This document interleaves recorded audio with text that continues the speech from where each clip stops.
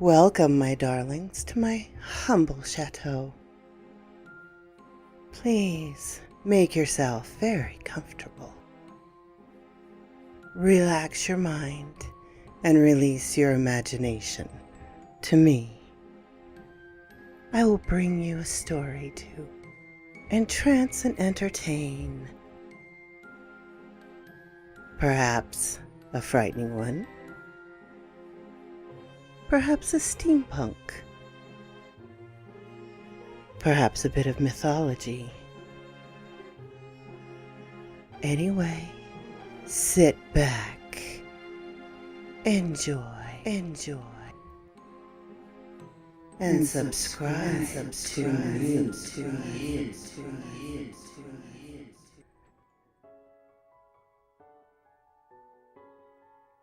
Drippy by Poloniumpoisoning. I'm a grown-ass woman, so it's been years since I don't live by my mother's rules.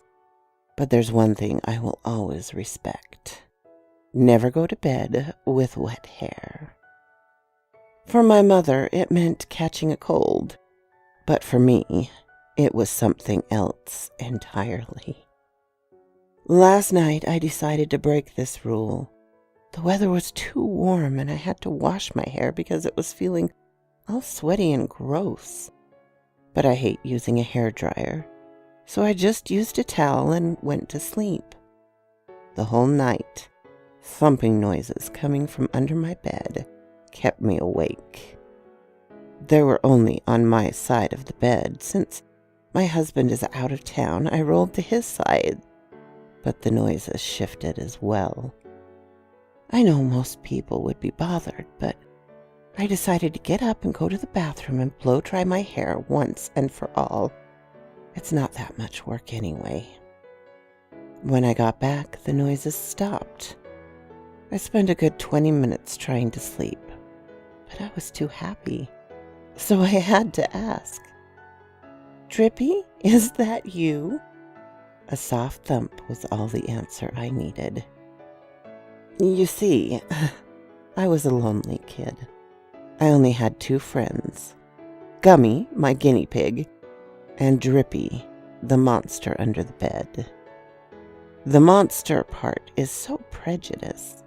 They're actually very sweet. Drippy would never let me sleep, having done something I believed to be wrong.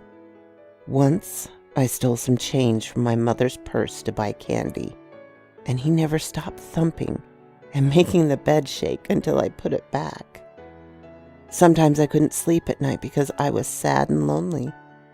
Then I would ask him questions, and Drippy would answer with a single thump for yes, or a shake for no. He was so smart and cared about me.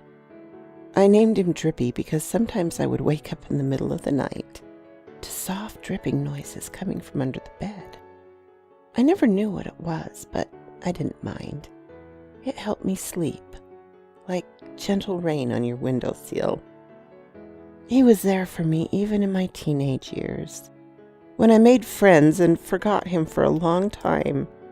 The day I smoked weed and didn't like it, but decided to keep smoking anyway to be cool, he violently shook my bed until I promised him I'd never do it again.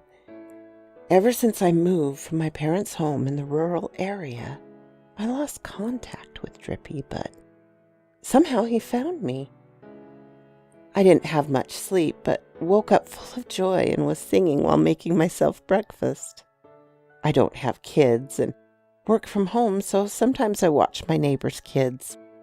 Today I had little Flora over. Flora is usually a quiet kid, but today she was a bit agitated, so I decided to take a break and play with her.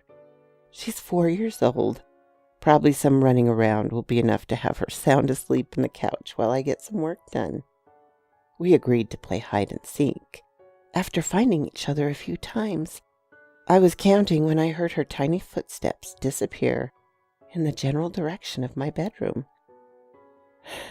I looked for her everywhere, but she was nowhere to be found. I couldn't even hear breathing, laughing, or noise of her shoes changing hiding spots. My apartment is not big, so there's nowhere else she could have been. Then I remembered an episode from my childhood.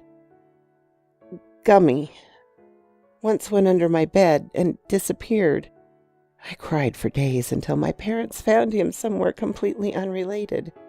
He was a lot chubbier and his fur had changed colors, but my mom told me that guineas are like that. They change colors all the time. That's their magic.